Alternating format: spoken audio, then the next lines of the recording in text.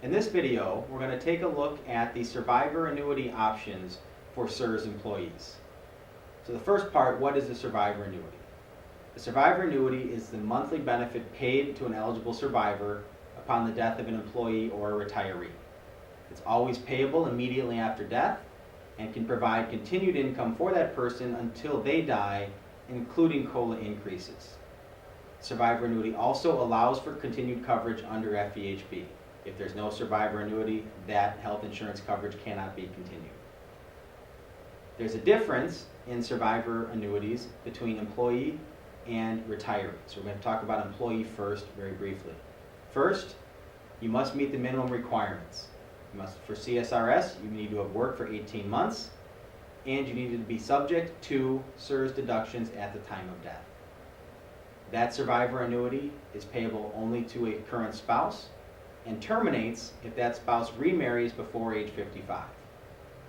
Children's survivor annuities are also payable, and those are automatic.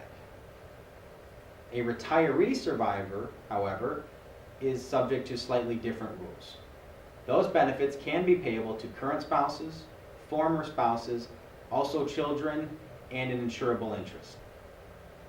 Court orders. This is how a former spouse would be entitled to a portion of a survivor annuity.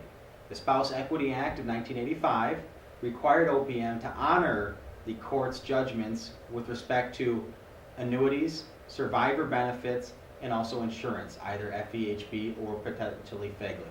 That started on May 7th, 1985. It applies to any divorces that take place after that.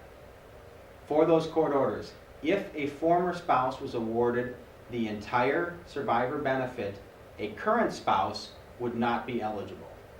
If the court order was only for a part of that survivor benefit, a current spouse would be eligible for the rest of it. And if that former spouse lost their entitlement, either by remarriage, etc., to that survivor benefit, the current spouse would then be able to receive that full annuity. Now we need to talk about the definition. A current spouse, the primary definition is that they have to have been married for at least 9 months. There are a couple exceptions. One is if there was a child born into the marriage or if the death was accidental. The primary reason for this rule is so that you don't get married with a month to live to provide a survivor benefit for someone who wasn't really a spouse.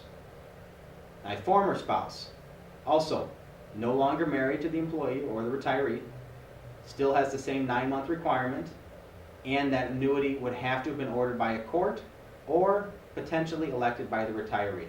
There are instances where a retired employee would elect a survivor benefit to a former spouse.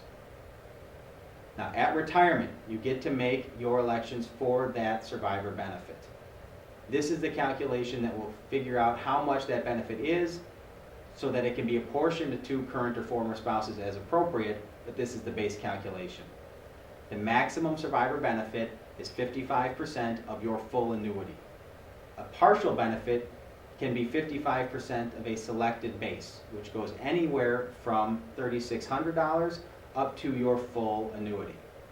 Or you can also elect no survivor benefit.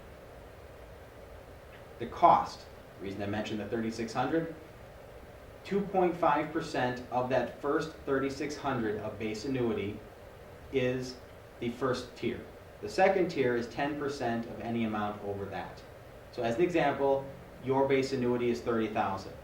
The first $3,600 of that base times 2.5% is $90. The remaining $26,400 at 10% is $26,440.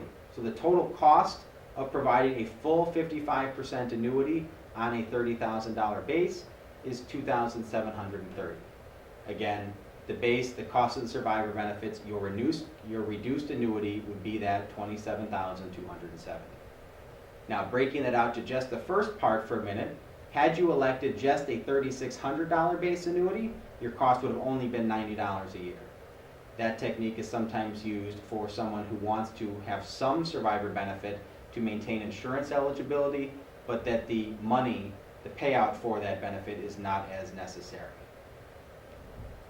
Continued coverage for survivors, and that's where this is going to come in.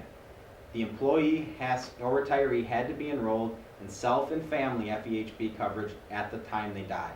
If they were in a single plan, the survivors cannot add a family plan after that. There also has to be an immediate survivor annuity payable. If there's no survivor annuity, there's no insurance eligibility.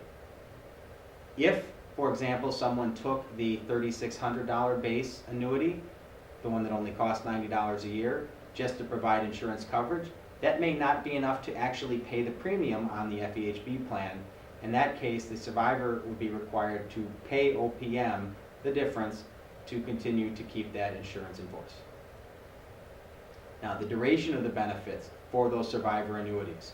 It begins the day after that employee or retiree's death and continues until the last day of the month before the survivor dies, or gets remarried before 55, which we talked about, or they lose their court-ordered entitlement.